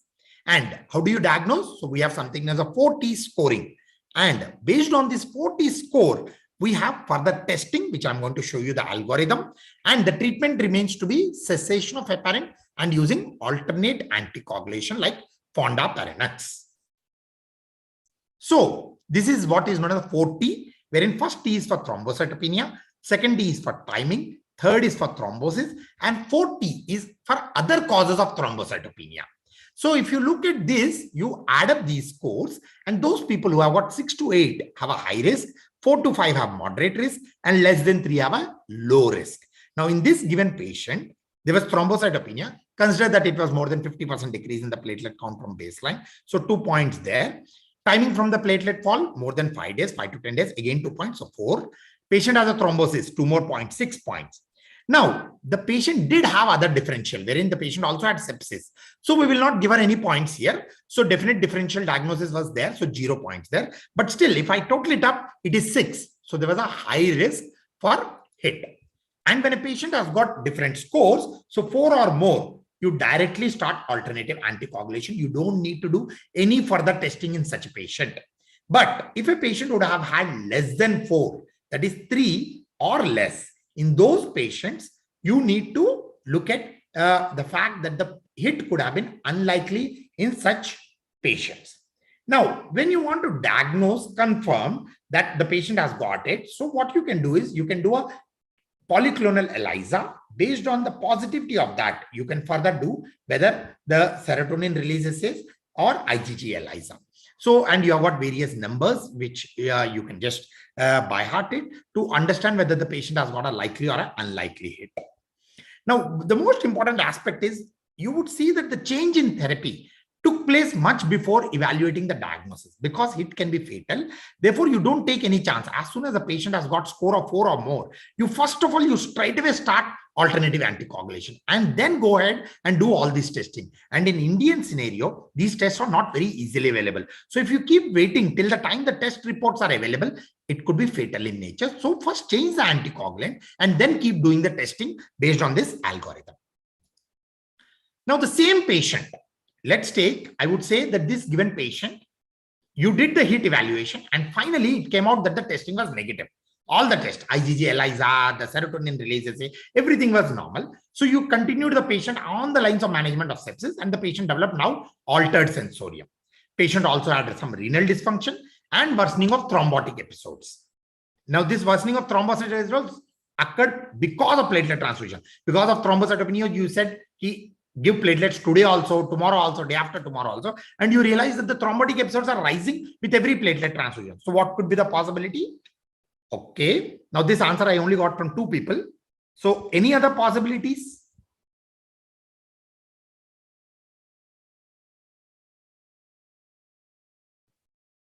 Only TTP?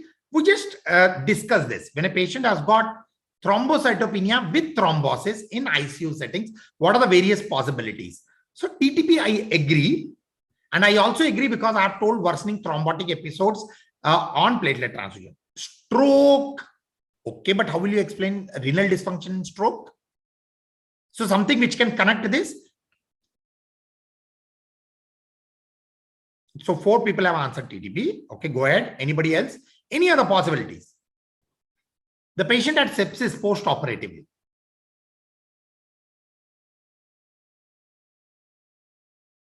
Can it be DIC per se, which can explain your altered sensorium because of septic encephalopathy or DIC, renal dysfunction because of DIC? But DIC cannot explain worsening of thrombotic episodes on platelet transfusion. So I agree. Okay, APLA again, thrombotic episode worsening on platelet transfusion can be plus minus. So, but yes, you should consider APLA also. But this is a strong evidence. Worsening of thrombotic episodes on platelet transfusion is a very important clue for TTP. So I agree with the TTP. So what is TTP? Basically, in our body, the endothelium secretes large von Willebrand factor multimers. So these are big guys. The ADAMTS is an enzyme which cuts it short into, like a barber, into small pieces. And now these small pieces routinely circulate in the blood and they are okay. They don't cause any thrombus by themselves. But when this barber or this ADAMTS is absent, so you have a guy with huge long hair, and this long hair will trap various platelets and the RBCs and can lead to a diffuse thrombosis across in the body, which is known as a thrombotic microangiopathy, because these thrombi go and block various blood vessels, and the RBCs which pass through them, they get damaged and become cystocytes. So it can lead to that problem, and this is what is meant by TTP. So we have got something known as a TTP. Now mechanisms of ADAMTS deficiency can be 2 things. It could be either congenital or it could be acquired. Now, when we are talking in a critical care setting, we are talking of acquired TTP. As such, when you look at all causes of TTP, 90% of the TTP are acquired in nature.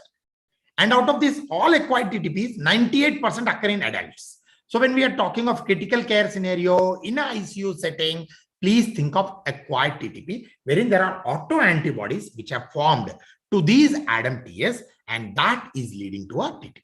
Okay, so this is what is known as a acquired TTP, which is leading to it. And a small graph just to summarize it. So you have a classical, actually a pentad of the scenario, but you very rarely see all the 5 components of it.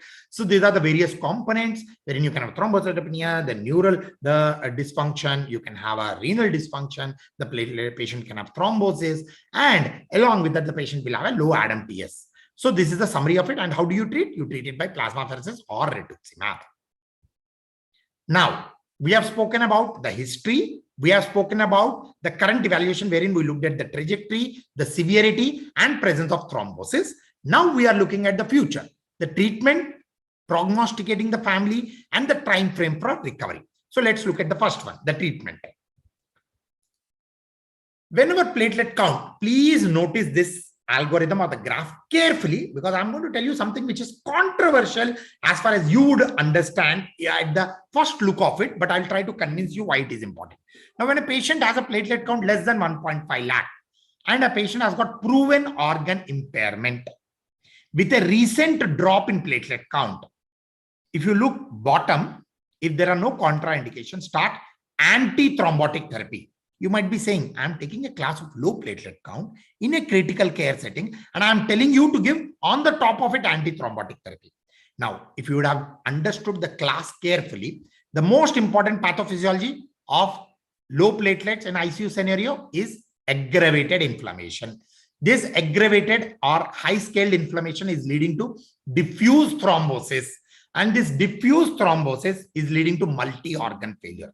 So if you have an evidence of organ impairment a proven recent onset organ impairment and a recent drop in platelet count. Please understand, both of them have to be recent onset, and that too in our critical care setting. If we have both of them as recent in front of us post admission to critical care setting, the patient should be considered for antithrombotic therapy if there are no contraindications, and contraindication remain to be any bleeding tendency. Now, if the patient has low platelet and is actively bleeding, let's take. So first look whether the bleeding is because of thrombocytopenia or prolonged PT-APTT. If the bleeding is because of thrombocytopenia, go ahead and transfuse platelets. If the bleeding is not because of low platelets, and if the PT-APTT is abnormal, first treat the PT-APTT part of it by FFP transfusions, and then look whether the bleeding has stopped or not. Now, most of the time, as we discussed, the various pathophysiologies occur together. So this is one place where platelet-rich plasma is a good answer, because the platelet-rich plasma has got both platelets as well as the coagulation factors together, and putting them together, it's a good way of treating a bleeding patient in a critical care setting with a low platelet and a prolonged PT-APTT. Now, there is a scenario, patient is bleeding, the platelet counts are normal, and the patient also has got a PT-APTT normal. Then consider platelet dysfunction. And if the patient has got platelet dysfunction, again, the patient deserves a transfusion of platelets. So we not only transfuse the patients with platelets when there is only low platelet count, but also actively bleeding patient in a ICU setting with a normal PT and APTT also needs to be transfused platelets. There is one more condition which was not summarized in this particular thing and which was taught to me by Velu sir, and he showed us one patient of dysfibrinogenemia. You can have critical care patients having afibrinogenemia or dysfibrinogenemia. So those are again those patients where you can have a PT-APTT normal, but the patient has got platelets normal, but still the patient is bleeding. So please consider that also as one of the possibility. Do a thrombin time and look for fibrinogen levels. And if that is also normal, go ahead and transfuse the platelets by considering platelet dysfunction in that particular group of patients. If the patient has got no platelet dysfunction, if you have checked it out and you have found that the patient does not have a recent drop of platelets and has an organ impairment, then only monitoring needs to be done. So this is how you manage a low platelet in an ICU setting. Now, with this, we next come to the fact that treatment of underlying cause is the most important aspect as far as management of thrombocytopenia in critical care setting is concerned. And you should understand what are the expectations. In a sepsis patient, the improvement in platelets will not happen, whatever you do, how much soever platelets you will give, till the time at least 2 days of the discontinuation of the vasopressors. The cytotoxic chemotherapy, if a patient has received, the platelet nadir can often be 12 to 18 days.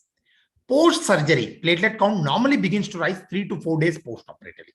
And in those patients on ECMO or VAD devices, it is likely to persist till the time the patient is on the device or till the time you are not removed the device. Now, what are the guidelines for the platelet transfusion in the critical care settings? So these are the guidelines. So here I have given you two important aspects, two important columns: strength of recommendation and quality of evidence. As you would understand, the quality of evidence for any critical care guidelines for platelet transfusion is extremely low. So either it is low or very low. We don't have good quality of evidence for any of this. There are no randomized controlled trials to show which one is better than others. But broadly, the first most important thing is if there is a bleeding, please maintain patient's platelet more than 50,000. Now, prophylaxis is only indicated if you look at the evidence. Strength of a recommendation is moderate. When the platelet count is less than 10,000, there might be a role. If somebody says, I want to give prophylactically platelets to a critically ill patients, so the cutoff is 10,000. Now, elective platelets before insertion of central lines, before chest tube insertions, before bronchoscopies, because these are day-to-day problems. Because as soon as you want to insert a central line, the anesthesia resident will say, iska platelet, you bring it to 1 lakh, then only I will do it. So the cutoff is not 1 lakh, the cutoff is 20,000. For a chest tube insertion, cutoff is 50,000. For a bronchoscopy, cutoff is 20,000. For a bone marrow, there is no cutoff. For paracentesis, there is no cutoff. So you don't deny a patient a bone marrow examination for a HLH when the platelet count is 2 2,000 or 3,000, you can still do a bone marrow. Prior to elective diagnostic lumbar puncture, it is 50,000. Prior to urgent lumbar puncture, 20,000. Elective major surgery, excluding neurosurgery, 50,000. For neurosurgery, it is 1 lakh. So these are the various cutoffs, but please understand the strength of recommendation and quality of evidence is not great for this prophylactic infusions and the cutoffs for various things. But in the absence of any evidence, some evidence is better than no evidence. So these cutoffs can still be considered in the absence of a randomized controlled trials. So with this, I would like to conclude by saying thrombocytopenia in critical care setting is very common and it correlates with adverse prognosis. There are multiple mechanisms which can contribute to thrombocytopenia. Differentiating the causes in individual patients is challenging. Looking back at patients' medical history is extremely crucial. And as a physician, you should never lose the art of taking history. Critical care patients, we understand, would not be able to give history by themselves. So a good book audit or a case record audit of all the documents that the patient is carrying, talking to the relatives, not only will improve your understanding of the patient's story, but also improves your bonding with the family, because you need to understand if a patient has come to you in a critical care setting, the outcomes are not very good. So the biggest problems in our country, wherever we see that people trying to thrash doctors, etc., is lack of soft skills and lack of contact with the family members. So a good history will try to develop a bond between you and the family members. Next important thing, looking at the present illness, looking at the trajectory can give you a clue to the diagnosis and prognosis. Optimal platelet transfusion strategies to prevent and treat bleeding in thrombocytic critical ill patient still remain to be defined. But in the absence of that, whatever I have told you, the cutoffs, they can be used. So, good morning all. Wake up, because we have got a question answer session. That there are next 10 slides are going to be questions which you need to answer to make us understand how many of you are actually listening and how many of you are sleeping. So with the permission of the chair, sir, can I go ahead with the question answers? Yeah, please. Sir. So the first question, enumerate the functions of platelets beyond primary hemostasis. Good. Very, very good. Anything else? On the Venn diagram, I have showed you 6 particular actions of platelets, out of which primary hemostasis and secondary hemostasis is there. But other than that, something related to oncology.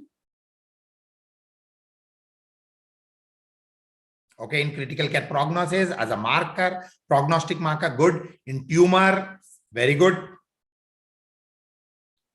So good. You people have understood. Integrity of endothelium, very good. Wonderful.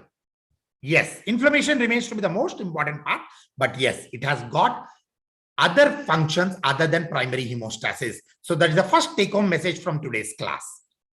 Let's look at the next question.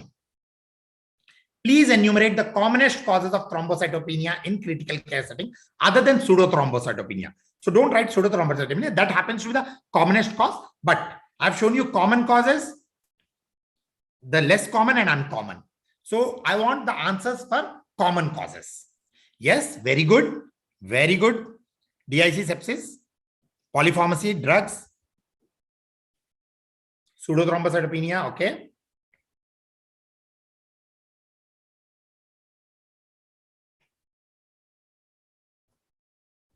Good. I'm happy to see that almost around 30 to 40 people are answering these questions. Good. 42.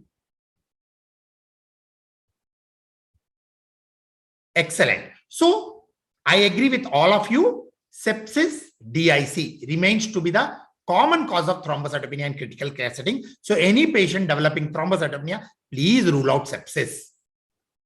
Now let's look at the next question.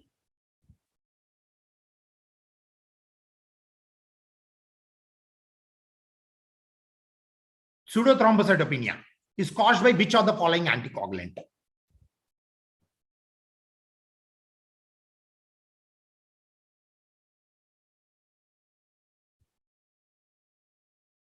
I give you another 10 seconds. Yeah, whoever started typing heparin and then withdrew the answer, I thank you for that. Because if you would have told heparin, I would have got a heart attack. Good. So EDTA happens to be the important cause for pseudothrombocytopenia because of the EDTA chelation and interaction with GP2B3A leading to antibody formation. Very good. Now, platelet transfusions are indicated in patients with TTP. Yes, no.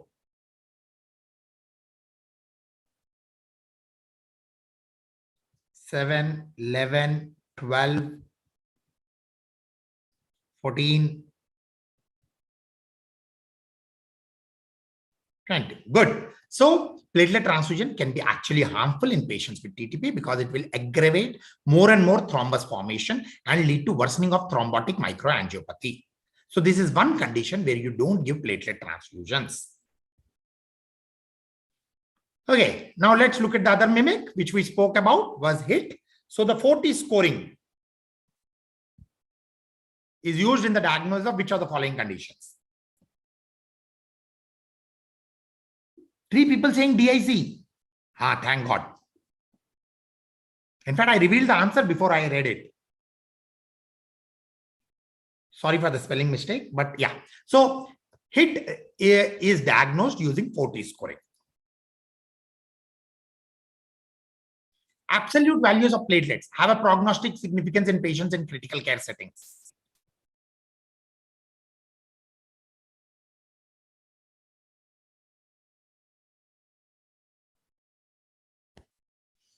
So for those people who still have written answer as false, okay, now you have withdrawn it. But please remember, let me clarify the cross-sectional view and the prospective view.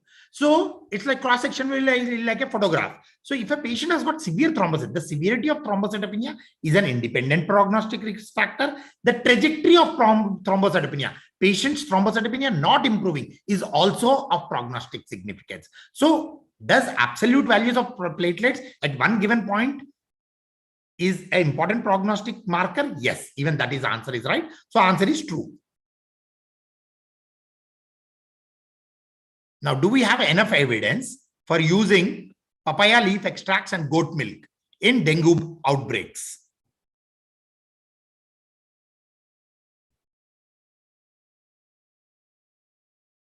Okay, so at least we have tried to convey the point clearly that on today's date, the evidence is lacking. Please understand, we as speakers or organizers are not saying that it is useful or not useful. That is still to be evaluated. But as of now, the scientific data to suggest the benefit of it is sparse or is not there in a proper research methodology techniques.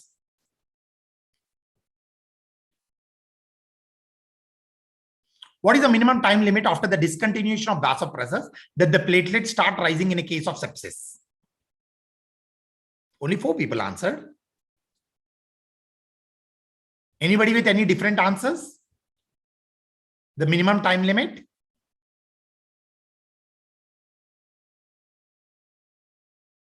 You are a real good audience. You keep changing the answers based on the way I ask the question.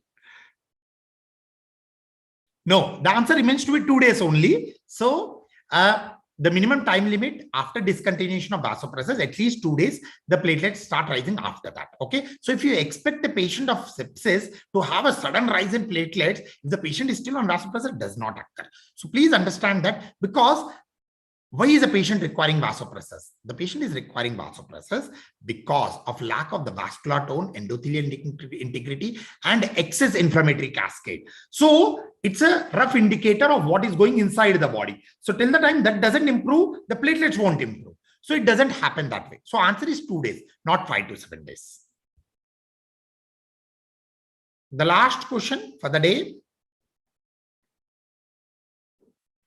A patient in critical care setting has a rapid fall in platelets and a rapid rise with therapy. What is the probable cause? So fall within 1 to 2 days, rise within 1 to 2 days thereafter. Good. So the answer remains to be post-operative major surgery. In most of these situations, you just don't need to do anything. Only watchful waiting is what is required. So with this, I stop my presentation and I thank the audience for actively participating. Really, I'm very happy that many people actually participated in the online poll throughout the session. So I thank the audience and the organizers, in particular Velu sir, for giving me this opportunity. Thank you, sir.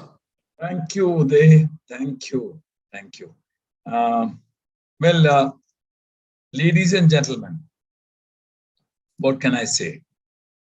I would say that Colonel Professor Uday sang through his talk, sang through his presentation, and his vocal was so good that he did not need any background music. A difficult topic, so objectively delivered. I have enjoyed it. And this is one of my favorite topics, actually. And for consultative hematology, it keeps more often than not a hematologist busy. And it's not easy to learn it overnight, but all the points that he's brought out so beautifully, I think are worth going through again and again. This talk will be on the NAM's website. It's also on YouTube, so you all could actually access it. And the more you see it, the more you'll identify with what you actually encounter.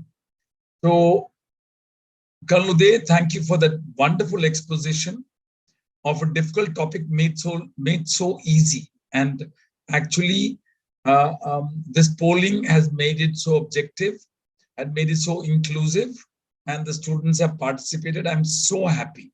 And you got them to participate. You made sure they didn't sleep even they were on the virtual platform. I think that shows very good leadership. Also, I thank Colonel Uday for his case-based approach. You know, the case-based approach is not easy to make. It's actually difficult to project, and you obviously have to gather your own cases. But that's the best way to learn. That's real time, real world. And that's what you face in real life. So I think that's so well done. He covered it vertically and horizontally. So in other words, the depth was there in the topics which mattered, and horizontally gave an exposition of where all it matters. It's a very difficult topic to talk on, I can tell you that. A few points which I'd like to highlight is, which he already said. HLH, transaminitis, familial HLH can come at 20 years. I've had patients in their second decade and beyond. But transaminitis as a catch, he told you, underline that, okay? Thrombosis with thrombocytopenia, paradoxical and perplexing, okay? But the important part is each of those topics was dealt with. When I was prob medicine, all these people came with me on a round in the ICU and FMC. There was a occlusive stroke case being managed by the neurology team on anticoagulants. And why they showed me the case was, they said, sir, last 4 days, we are giving everything. The scans are showing total occlusive stroke. The patient is deteriorating. And the platelet, and I didn't ask anything. I said, show me the case records. When I saw the case records, I just flipped through the lab charts. Platelet count was 2 lakh plus on admission. And on the day 4 or 5 or 6, around that time, it was actually less than 1 lakh. Okay. So if you just saw the trajectory of the platelet, the answer was already there. And he was on heparin. And, you know, as you know, UFH versus LMWH, UFH has more of a chance to get it. But definitely it was just a simple thing in the ICU, and we reversed it. But what I want to say at the same time here for HIT, you know, it sounds very simple that you withdraw heparin and it becomes all right. Colonel Uday very clearly told you, you have to give alternate. He said fondaparinol. We've used all these things. Of course, DUAX, NOAX are all coming to play. Let me tell you, in my few decades of hematology practice, one of the most volcanic situations of thrombin release is in this hit scenario. And that actually can burn the patient like a volcano. And you may lose the patient when you could have saved him. So anticoagulation has to be aggressive. But obviously, if after withdrawal of heparin, you don't have the luxury to wait for 3 days to decide. Same time. And my last talk, I told you how you can convert from various anticoagulants to various other anticoagulants. But the important thing I'm telling you is give a drug which is allowed to be given for HIT. In our country, available, cheap, fond of paradox. Even the oral anticoagulants started coming. I mean, NOACs, DOACs are also in the landscape. But you need to address this immediately and long enough. You'll still lose the patient otherwise. It's not a 5-day or a 6-day venture. Whenever we talk of thrombosis of this nature, we're talking of weeks to months.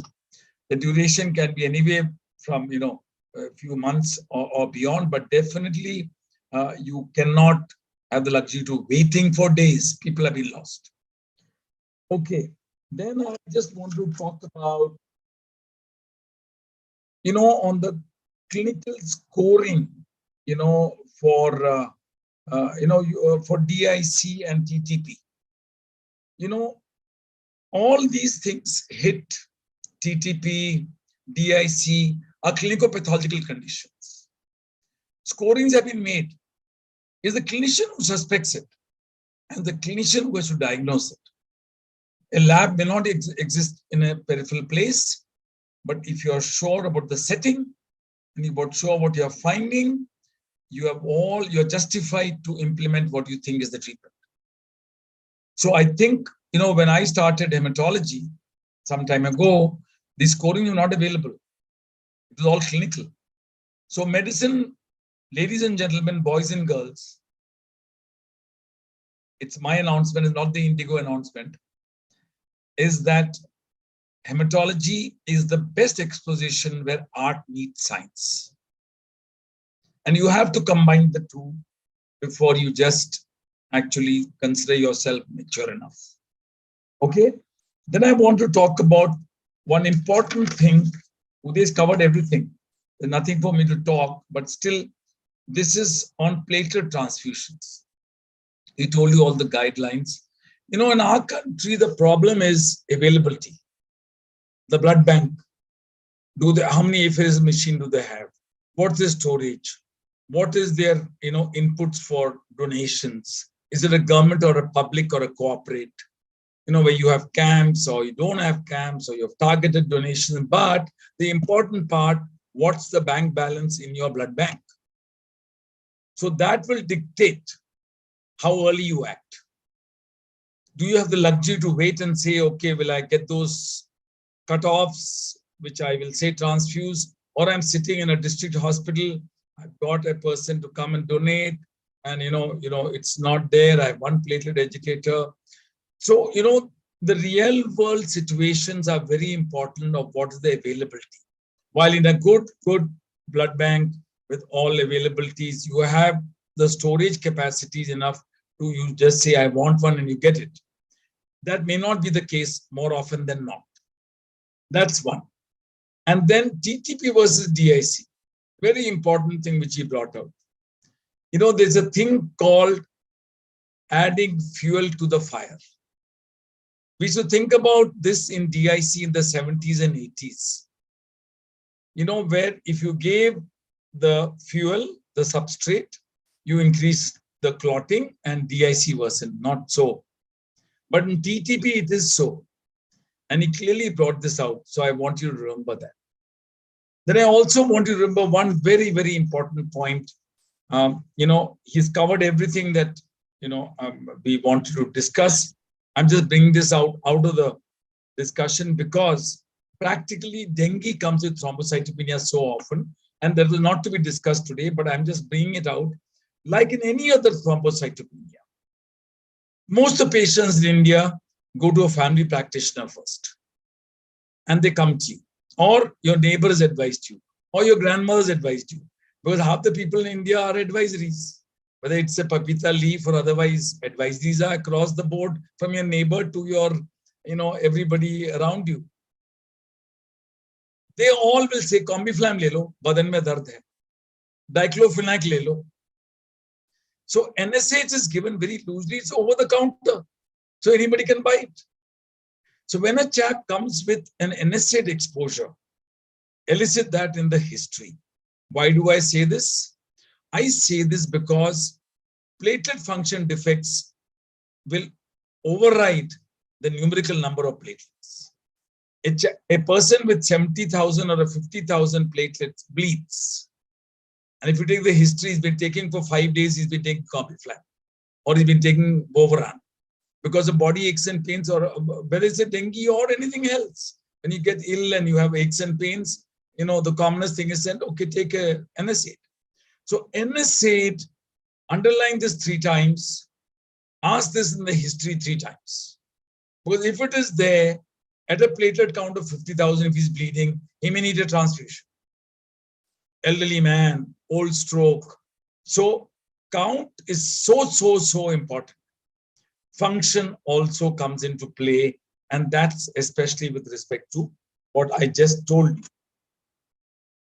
Very important point, what Uday said is about vasopressors.